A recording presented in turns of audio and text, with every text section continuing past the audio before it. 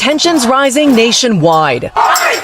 Amid the Trump administration's immigration crackdown, crowds gathering in cities across the country, including New York, Columbus, Dallas, LA, and Minneapolis, where the fatal shooting of a woman by an ICE agent kicked off a nationwide response. The officer who killed 37-year-old mother of three, Renee Good, now identified as Jonathan Ross. The Trump administration defending his actions, including Vice President J.D. Vance. The reason this woman is dead is because she tried to ram somebody with her car, and that guy acted in self-defense. That is why she lost her life. Hello everyone and welcome back to the channel. So today we're here to explore the situation that is spinning out of control in Minneapolis and the rest of the United States. A shooting, the details which are highly contested, has sparked not just protests but ignited a massive nationwide mobilization focused squarely on the operations of ICE. So here with me are a number of clips. Please sit back, relax and enjoy the show. Roll the clip. On January 8th of 2026, a large protest took place in New York City's Foley Square in Lower Manhattan, drawing hundreds to thousands of demonstrators in response to the fatal shooting of Renee Nicole Good, who's the 37-year-old U.S. citizen and mother who had a son and was killed by an ICE agent in Minneapolis the previous day. Now, the shooting occurred during a major ICE operation that was happening in Minneapolis, and this is a very complicated one. I'm going to do a deep dive on it tomorrow, but right now, you can see protesters were gathered to condemn the shooting and broader ICE actions under the current administration. Some of the protesters are chanting super inflammatory phrases, as you might imagine. There's been videos of this going all over the place. There's similar protests that have erupted in Minneapolis, Portland, Los Angeles, and other major cities in the United States. Additionally, an individual created a GoFundMe to support Renee Good's wife and son. The individual's name was a guy by the name of Matty Weiss in Minneapolis, Minnesota. And so far, the GoFundMe has raised $1,233,069 so far, with one of the top anonymous donations being $50,000. Also looks like Matty Weiss added Becca Tilson, who is Renee's partner as well, so she's a beneficiary of the GoFundMe specifically. Shut it down! Shut it down! Shut it down! Shut it down! Shut it down! Shut it down! Shut it down! Shut it down! Shut it down! Shut it down! Shut it down! Beauty will hang! Beauty will hang! Beauty will hang! Beauty will hang! Save all life! Kill and ice! Save all life! Kill and ice! Save all life! Kill and ice! Save all life! Kill and ice! Save all life! Kill and ice! I dedicate that one! Two wrongs don't make a right! Hey! I dedicate that one to Renee Good! Necessary! By any means necessary, bitch! I dedicate that one! I dedicate that one! I dedicate that one! Listen! You don't gotta chant it if you ain't ready. But some of us are pissed off, aren't we?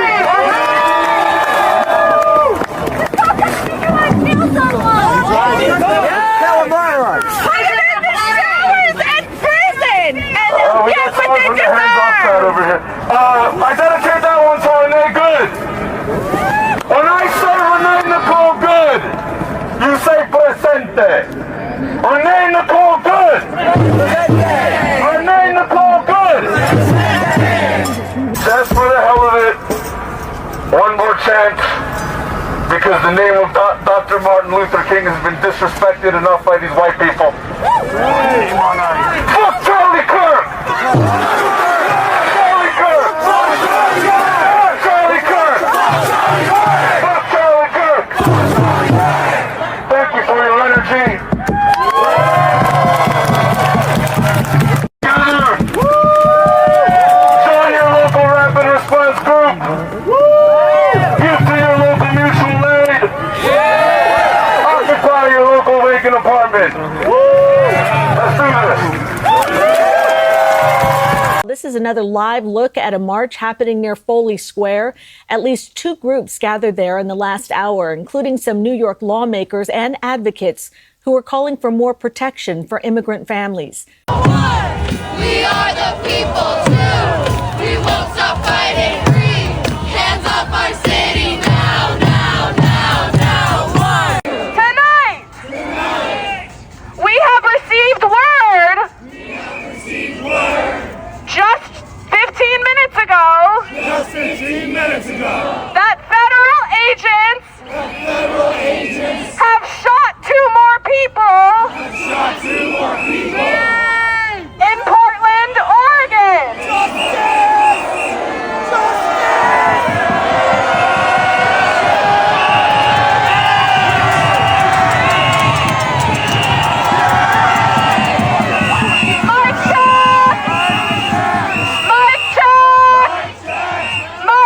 So the story immediately became a crisis for the new administration. Vice President J.D. Vance weighed in first, utilizing the unrest to reinforce the White House law and order agenda. His commentary centers on the failure of local progressive governance and the absolute necessity of a stronger federal hand to restore order and protect property. Even more significant is the reaction from Homeland Security Secretary Kristi Noem. Since she is the cabinet leader directly responsible for ICE, her statements are policy. She criticized the lack of support for federal agents and doubled down on enforcement, essentially sending a clear message that the administration will not back down to protester demands, especially those that are targeting ICE. Please listen to this. The precedent here is very simple. You have a federal law enforcement official engaging in federal law enforcement action. That's a federal issue. That guy is protected by absolute immunity. He was doing his job. The idea that Tim Walz and a bunch of radicals in Minneapolis are going to go after and make this guy's life miserable because he was doing the job that he was asked to do is preposterous. Do you have any comment on what's happening with the shooting in Minneapolis? You didn't mention it earlier. I was wondering, out of the 2,000 deployed there, are they including the newly hired ICE agents, or are diversions still happening from FBI, Border Patrol, DEA, and HSI? So a couple of questions there. You asked about a shooting that we just had in Minneapolis, Minnesota. It was an act of domestic terrorism. What happened, it was our ICE officers were out in an enforcement action. They got stuck in the snow because of the adverse weather that is in Minneapolis. They were attempting to push out their vehicle, and a woman attacked them and those surrounding them and attempted to run them over and ram them with her vehicle. An officer of ours acted quickly and defensively shot to protect himself and the people around him.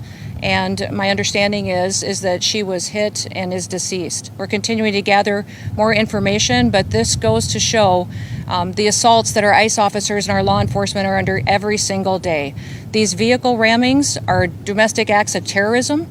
We're working with the Department of Justice to prosecute them as such.